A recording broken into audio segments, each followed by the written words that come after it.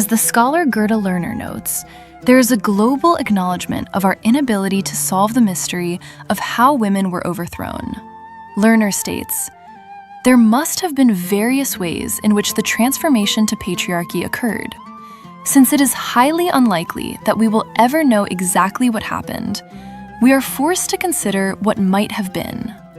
The most problematic issue methodologically is the relationship between changes in society and changes in religious beliefs and myths. The archaeologist, art historian, and historian can record and observe such changes, but they cannot definitively explain their causes and meaning. We can observe changes in religious beliefs in a number of societies that follow or coincide with certain social changes. In this book, I hope to explain the causes and meanings of these societal and religious changes. I will begin with language in Arab countries, and then move on to women throughout history, and prehistory, and even before civilization. We delve very deeply into the depths of time to explore that past when people believed that the deities were female. We will demonstrate to the esteemed reader how, through the Arabic language, we learned that women held a great position in ancient times, and then we will reveal how women were overthrown. The removal of women from their great status as goddesses of this universe, and the subsequent decline of women's status in human societies, did not happen suddenly, but rather took a period that perhaps approaches 1,000 years. The research and in-depth readings for writing this book in Arabic took 8 years, during which I consulted hundreds of books, references, and interpretations of sacred texts. It was not a tiresome effort, but rather a highly enjoyable one. Now, I am translating my book from Arabic into English, while excluding any linguistic details that might confuse the respected reader.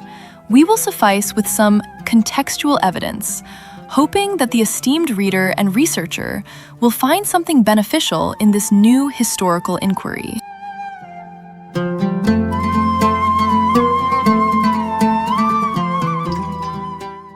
Chapter 1: Ancient Society in the Arab World.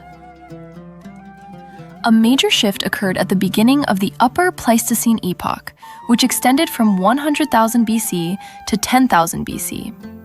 Evidence suggests that humans felt a de facto separation from the animal world and began to realize the potential of their natural environment, adapt to it, and organize their efforts to exploit it and direct it to their advantage. The second transformation occurred in the 9th millennium BC, influenced by 3 factors. 1. Settling on the land and the establishment of the first communities. 2. The discovery of agriculture and the beginning of organized food production. 3. The domestication of livestock. This transformation caused a major upheaval in the structure of human societies, giving them the first decisive impetus to build civilization, emerge from their quiet slumber in the bosom of nature, and take control of their destiny. Humans emerged from their caves and began building the first settled villages on open plains, thus ending a long history of wandering the earth in search of food. This important transformation, which ended around 4500 BC, is called the Neolithic Revolution. The first signs of the Neolithic Revolution, the true beginning of civilization, originated in Syria, where archaeological excavations have proven that the first settled human settlements and the first villages built on open plains were established in southern Syria, in the Palestine region and the Jordan Valley, during the 10th and 9th millennia BC. The people who lived between 10,000 and 5,000 BC have left no letters or diaries describing their lives and the events they both made and witnessed. However, they left behind many artifacts that are studied by archaeologists and historians, and they have left remnants of the languages they spoke and the religions and mythologies they believed in. This is the area the book covers: language, beliefs, religions, and myths. The people living around 20,000 BC were Homo sapiens, modern humans, anatomically and mentally the same as you and me. By this time, most other human species had already become extinct, making Homo sapiens effectively the only human lineage remaining. As for the climate, the last ice age was gradually declining until it ended around 9,600 BC. This is proven in many books and scientific research. For example, Stephen Mithin states, "Its very cold and dry conditions come to a sudden end at 9,600 BC, when there is a second dramatic increase in temperature. That marks the true end of the last ice age. In fact, it marks the transition between two major periods in Earth's history, the Pleistocene and the Holocene." Around 20,000 BC, the land north of the Tropic of Cancer was covered by a gradually receding snow, with cold to frigid temperatures. This forced humans to constantly search for food and warmth. South of the Tropic of Cancer, the climate was moderately cold with abundant rainfall, resulting in plentiful vegetation and wildlife. This abundance of food enabled humans to reflect, contemplate, create ideas, invent religions, build homes, and settle permanently. They also constantly improved their tools and invented new ones. This reached its peak of temperature and moisture between 9,000 and 4,000 years ago. It was probably during the last interglacial that our own ancestors, H. sapiens, first left Africa and moved into Palestine and Arabia. In Central and Northern Africa, the northward expansion of tropical monsoon rainfall during such interglacials led to periodic dampening of the Sahara and Arabia, and the formation of lakes and river channels, where today there is only dry sand.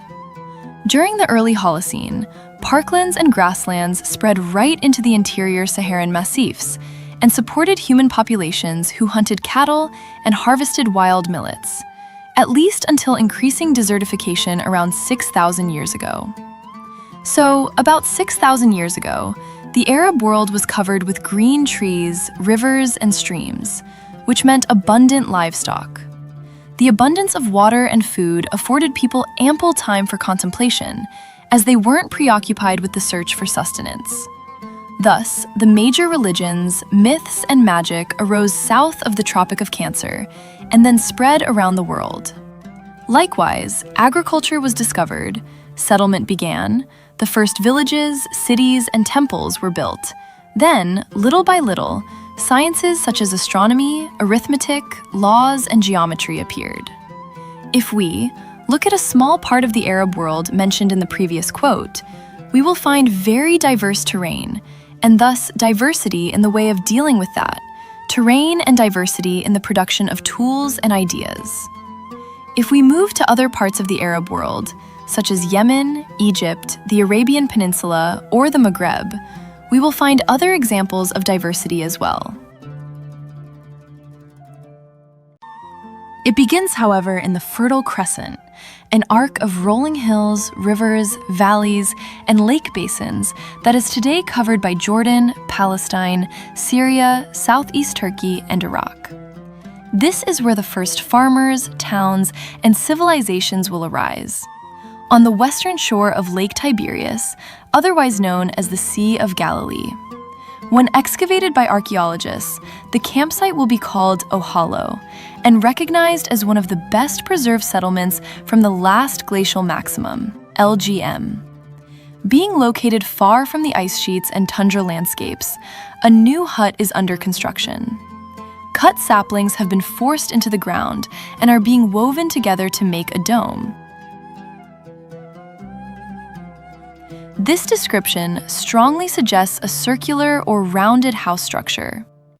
The fire at Ohalo may have taken no more than a few minutes to reduce a cluster of huts to circles of charred stumps.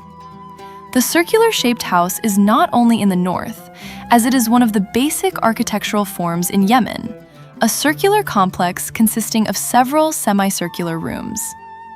In the previous paragraphs quoted, we see that archaeologists and historians confirm that ancient houses at the end of the last ice age were circular.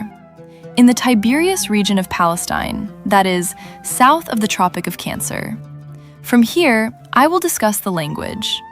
The houses that were circular about 9,000 years ago have changed and become buildings, apartments, villas, and palaces.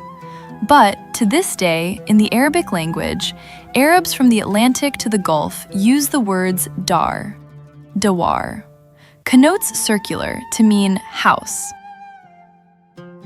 From this word, we find the past tense verb dara, connotes circled, and the present tense verb yadur, connotes to circle, to go around. When I learned that our ancient ancestors, more than 9,000 years ago, built their houses in the shape of circular huts, I have realized that the meaning of the word dar connotes circle, which is still used to refer to house in the Arab world, has come from the mouths of those ancestors. The word dar has spread in all ancient dialects, with slight differences in pronunciation.